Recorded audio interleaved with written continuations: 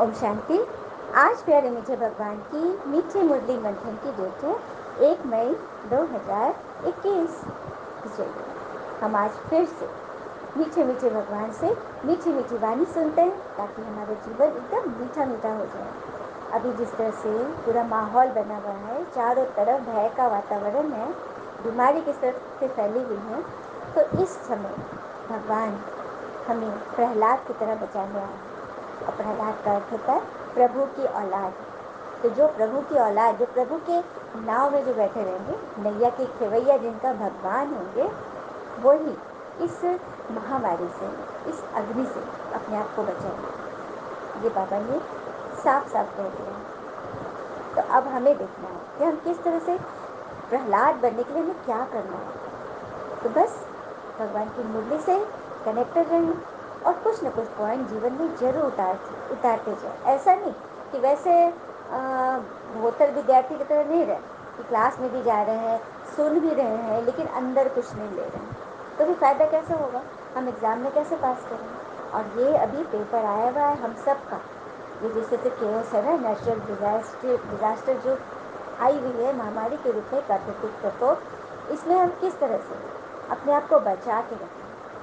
ये विधि हमें रोज मुरली से कोई न कोई पॉइंट से हमें जरूर इसका रास्ता मिलता है, क्योंकि ये हमारे मन को आराम देता है। और यही वो मंथन है जिससे हम अपने मन को अपने अंडर रखेंगे, भय से बचा के रखेंगे। क्योंकि आज ज़्यादातर लोग ना भयभीत हो गए हैं। इस पर एक बार की बहुत सुंदर कथा है कि एक बार की बात है, यूरोपियन कंट्री में कुछ क्रिश्चियन मॉन्क जिन्होंने सिद्धि पाई थी कि वे अपने राज्य को बीमारियों से बचा के रखेंगे, मौत से बचा के रखेंगे। तो इतनी उन्होंने साधना की थी। तो वो राज्य की सीमा के एकदम गेट पर खड़े हो गए और एकदम सूक्ष्म दृष्टि से देख रहे थे कि वो बीमारी तो अंदर नहीं प्रवेश कर रही। अचानक उन्होंने देखा कि बीमारी का झोंका अंदर आ रहा है। उन्होंने वहीं पर रोका कि रुको रुको, कहाँ जा रही हो अंदर। तो बीमारी बोली कि मुझे तो अंदर आना ही, क्योंकि अंदर बहुत ज़्यादा ये फैला हुआ है, गंदगी है, लोग मतलब सही से नहीं रह रहे, सेफली से नहीं रह रहे, तो मुझे तो अंदर आना ही है, तो मैं आऊँगी ही। और ये ऊपर से हुक्म है, मतलब ऐसा वो बताए कि प्रकृति से ये है कि मुझे तो जाना ही पड़ेगा। तो क्रिश्चियन वो मॉन्क लोग बोले कि ठीक है तुम्हें जाना है, लेकिन जाके ज़्यादा लोग को मत मारना। हाँ, तो बोली बीमारी कि देखो मैं अकेले नहीं आती हूँ, मेरे साथ मेरे 2 कंपेनियन साथी हैं, एक मृत्यु और दूसरा भय। तो बोला अच्छा, तो ठीक है बीमारी तुम कितने लोगों को ले जाओगे। तो बीमारी बोली कि मैं, वो बताई कि मैं इतने लोगों को ले जाऊँगी, कुछ आंकड़ा बताई। फिर मृत्यु से पूछा तो मृत्यु ने कहा कि मैं बीमारी जितने लोगों को ले जाएगी ना, मैं उसका आधा ले जाऊँगा। उसके बाद भय से पूछा तो भय बोली कि मैं किसी को नहीं ले जाऊँगी। और उसके बाद तीनों अंदर चले। फिर जब लोग मतलब शरीर छोड़ने लगे तो बीमारी ने जितने लोगों को कहा था वो लोग को ले गए। फिर मृत्यु भी ने जो जितने कहा कि मैं बीमारी जितने को ले जाएगी मैं उसका आधा को ले जाऊँगी, तो मृत्यु भी उसके आधा को ले गई। इतने लोगों ने शरीर छोड़ा। लेकिन फिर भय को देखा कि भय के साथ साथ तो अनगिनत लोग जा रहे हैं, अनगिनत लोग शरीर छोड़ रहे हैं। तो वो पकड़े भय को, वे लोग, कि अरे तुमने तो कहा था कि तुम किसी को नहीं ले जाओगी। तो भय बोली कि मैं कहाँ किसी को ले जा रही हूँ, ये लोग खुद मेरे पीछे पीछे जा रहे हैं, अब मैं क्या करूँ। तो देखा किस तरह से भयभीत होकर लोग खुद अपना प्राण त्याग कर रहे हैं। तो इसमें कोई क्या करेगा। तो सबसे पहले हमें अपने मन के भय पर विजय पानी है। अपने आप को बचा लेना है कि हमारा कुछ भी नहीं होगा, और कुछ हुआ भी बीमारी तो हम टिकट लेकर बैठेंगे तो हम थोड़ी ना यात्रा करने से घबराएंगे। जो टिकट नहीं लिया रहता है वो घबराता है। हम टिकट लेंगे, हम इस बीमारी से जो इसके जो निवारण के उपाय हैं उन सबको हम एकदम डेली रूप से, नियमित रूप से करते रहेंगे। और सबसे ज़रूरी ईश्वर पे भरोसा और इस ज्ञान से कनेक्शन, क्योंकि ये ज्ञान आत्मा सुन रही है। आत्मा यदि शक्तिशाली होगी तो अपने आप शरीर को वो इजीली लेगी। इसलिए मन की इम्यूनिटी सबसे पहले है ना। तो इसी के लिए भगवान हमें रूहानी नशा दिला रहे हैं कि तुम ईश्वरीय फैमिली के हो, तुम अपनी गुप्त दैवी राजधानी स्थापन कर रहे हो। प्रश्न है बच्चों में कौन सी आदत पक्की हो तो सारा दिन खुशी बनी रहे? उत्तर, सवेरे सवेरे उठकर विचार सागर मंथन करने की आदत हो तो सारा दिन अपार खुशी रहे। पिता की श्रीमत है, बच्चे अमृत वेले उठकर अपने पिता से मीठी मीठी बातें करो। विचार करो कि आप किस फैमिली के हैं, हमारा कर्तव्य क्या है। अगर बुद्धि में रहे कि हमारी ये ईश्वरीय फैमिली है, हम अपनी नई राजधानी स्थापन कर रहे तो सारा दिन खुशी बनी रहे। देखा, बाबा ने खुशी बनी रहने के लिए कितना अच्छा उपाय, कितना इजी वे में बताया ना, कि बस सुबह उठकर भगवान से मीठी मीठी बातें करो। अपने अपने भाग्य को सराहो कि परमात्मा ने हमारा हाथ पकड़ा है। हम कितने भाग्यशाली हैं। इतने मतलब इतने भयभीत दुनिया में, इतनी हलचल वाली स्थिति में भी हमारा मन यदि अचल अडोल है तो इसके लिए कौन जिम्मेवार है? स्वयं परमात्मा, जिन्होंने हमारे हमारे अगले डिब्बे में बैठे है ना। तो ये बात है। शांति। बाबा कह रहे हैं कि बच्चे जानते हैं कि हम रूहानी परिवार के हैं, हम दैवी परिवार के हैं, हमें स्वयं परमात्मा से पालना मिलती है। क्योंकि हम भक्ति में हमेशा गाते आए ना कि तुम ही हो माता पिता, तुम ही हो, तो हो गए ना हमारा फैमिली।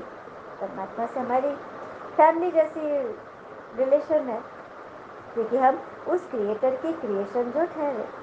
हाँ, और यह है हमारा ईश्वरीय विश्वविद्यालय। क्योंकि बच्चे जब बड़े होते हैं तो पढ़ने के लिए भी तो जाते हैं ना, तो हमारा ये ईश्वरीय विश्वविद्यालय हो गया, जहाँ ये मुरली हमें रोज रोज पढ़ाई मिल रही है पढ़ने को। और कहते भी है ना कि student life is the best life. तो सबसे पहले अपने मन को शांत करना सीखें। मन जब शांत रहेगा ना, जैसे सरोवर में हम अपना चेहरा देखना चाहें तो उसको शांत होना पड़ेगा, तभी तो दिखेगा ना। एक भी पत्थर यदि डला हुआ है तो हमें कुछ भी नहीं दिखाई देता, हलचल हलचल हो जाएगी। लेकिन यहाँ हमारे मन के सरोवर में एक नहीं, अनेकानेक पत्थर है। अतीत की है, वर्तमान की है, भविष्य की चिंता परेशानी, इतने सारे पेबल्स पड़े हुए। तो हमें अपनी समस्या का निदान कहाँ से दिखाई देगा? हमें दूसरे के पास जाना पड़ता है कि तुम ही कुछ बताओ, हमें तो कुछ दिखाई नहीं दे रहा, मन में तो अंधेरा ही अंधेरा है।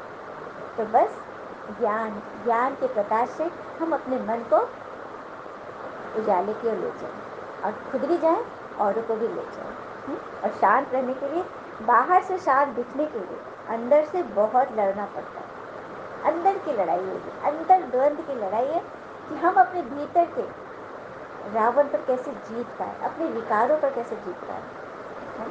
तो यही तो भगवान हमें बैठ सिखा रहे हैं। ये बाबा ने आगे कहा कि देह विमान में आने से यह नशा उतर जाएगा कि तुम ईश्वरीय फैमिली के हो।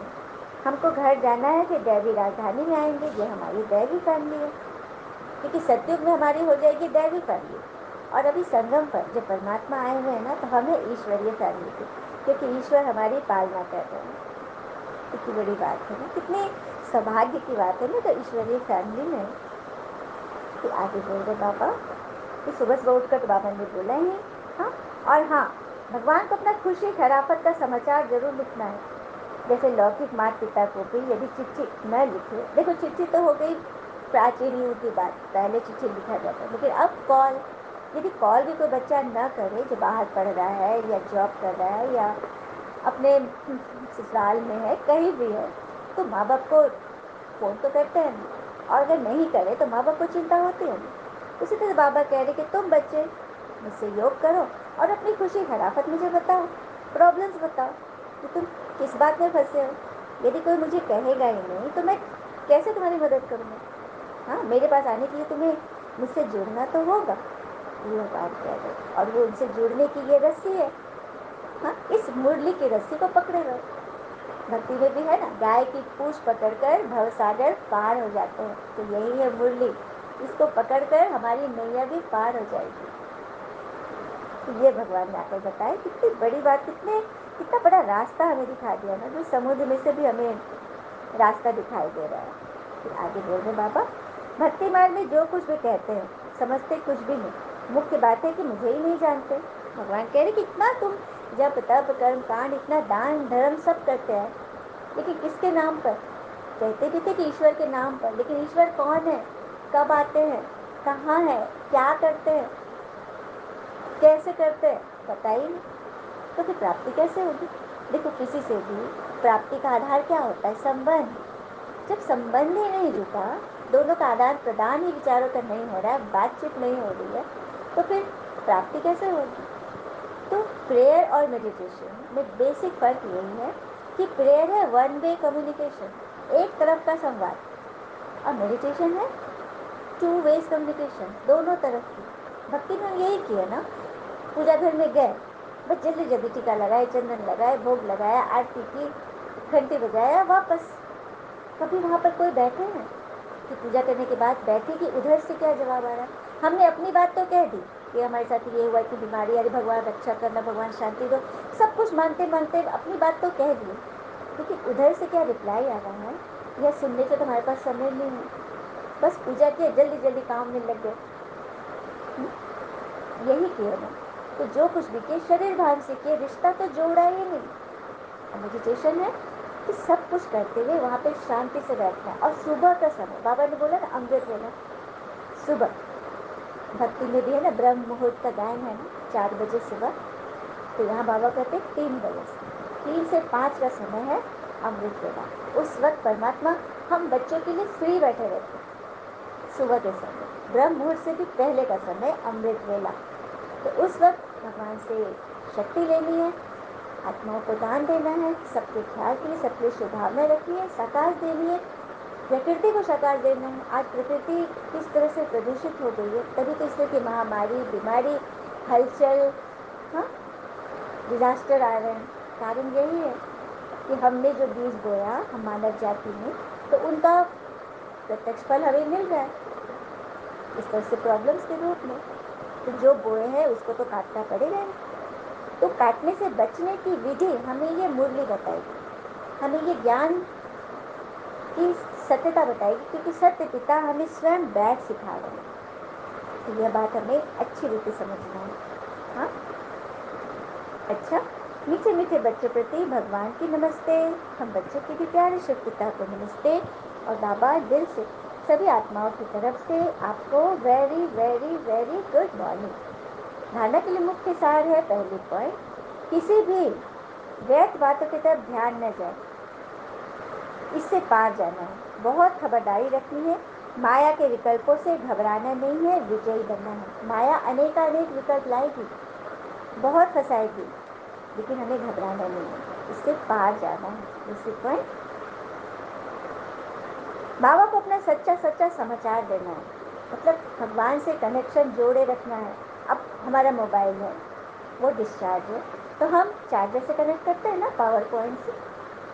यदि हम पावर पॉइंट में चार्जर कनेक्ट कर दिए हैं लेकिन कनेक्शन लूज है, तो क्या बैटरी बढ़ेगी? चार्ज नहीं होगी। और हमें लग रहा है कि हम तो चार्जिंग में लगा के आए हैं, क्योंकि जब वापस देखने जाते तो एक भी कांटा नहीं बढ़ा, क्योंकि वो कनेक्शन ही नहीं था।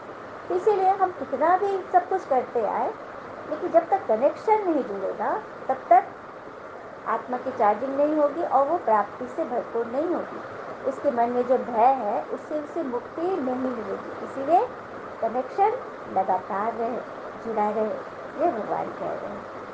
चलिए हम सभी बाबा से वरदान लेते हैं। बाबा ने कहा,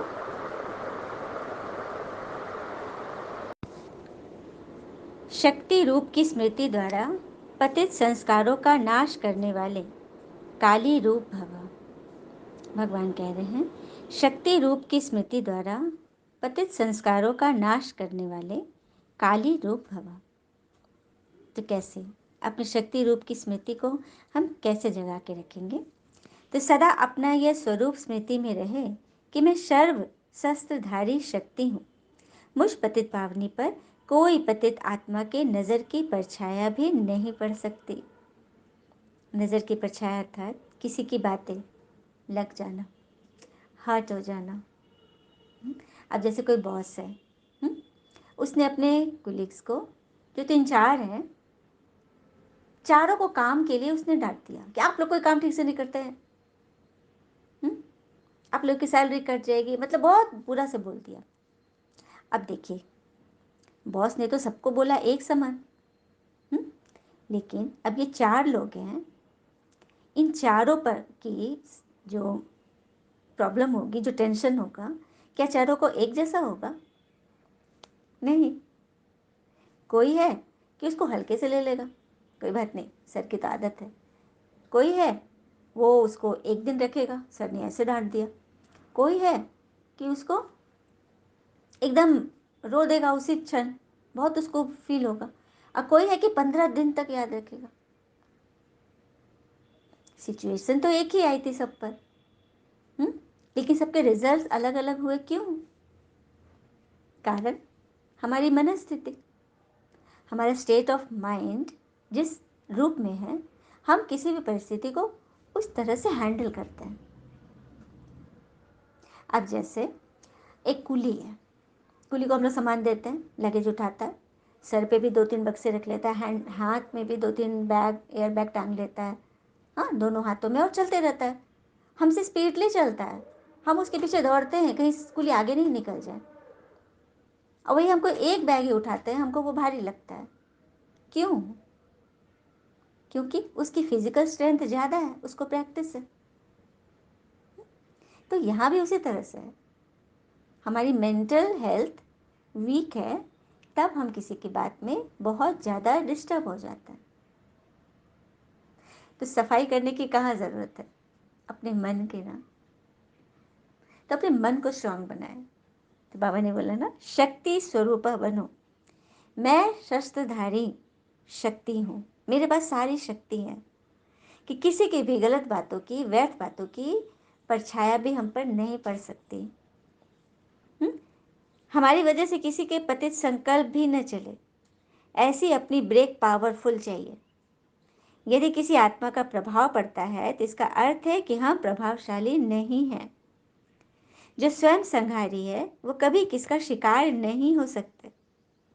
जिसके हाथ में स्वयं, जैसे काली माँ का चित्र सभी विजुलाइज कीजिए। जब वो रण क्षेत्र पर एकदम आ गई हैं, मुंडमाल की माला पहने, हाथ में नरमुंड लिए, तलवार हाथ में लिए, उनके इस रौद्र रूप को देखकर असुर लोग किस तरह से भाग रहे थे। जो खुद संहार करते हुए आ रही है वो किसी का शिकार नहीं बनती। मतलब जो खुद पावरफुल है वो किसी के प्रभाव में, छोटी छोटी बातों में या बड़ी बातों में भी उसका मन हिलता नहीं है। ये है शक्तिशाली स्वरूपा। तो ऐसी काली रूप बनो जो कोई भी आपके सामने कुछ भी आपको मतलब गिरा न पाए, मूर्छित न कर पाए। ऐसा बनाने के लिए बाबा आए हैं। कितनी बड़ी बात है ना। स्लोगन, रॉयल रूप की इच्छा का स्वरूप नाम, मान और शान है, इससे न्यारे बनो। रॉयल रूप की इच्छा, हम ये कह देंगे हम किसी से कुछ मांग थोड़ी नहीं, कुछ चीज़ नहीं मांग रहे, लेकिन सूक्ष्म में मान नाम की इच्छा भी रख लेना, और उसके अनुरूप हमें वो रिवॉर्ड नहीं मिले, वो बड़ाई नहीं मिले, तो हमारी स्थिति डगमग कि हमने तो इतना किया लेकिन किसी ने नहीं समझा, कोई ने भी नहीं बोला, कोई एक तो बोलता, कोई एक तो समझता। तो ये है रॉयल रूप की इच्छा। तो इससे भी न्यारे बनो, मतलब हर दुख से ऊपर उठ जाओ, क्योंकि बाबा ने तो साफ कह दिया है कि तुम्हारा इस दुख धाम से लंगर उठ चुका है, तुम मेरी नैया में सवार सुख धाम की ओर चल पड़े हो। तो चलना है ना सभी को। अच्छा, ओम शांति। शुक्र है मीठे बाबा, वो बाबा के प्यारे प्यारे बच्चे। Thank you Baba. All is well always. ओम शांति।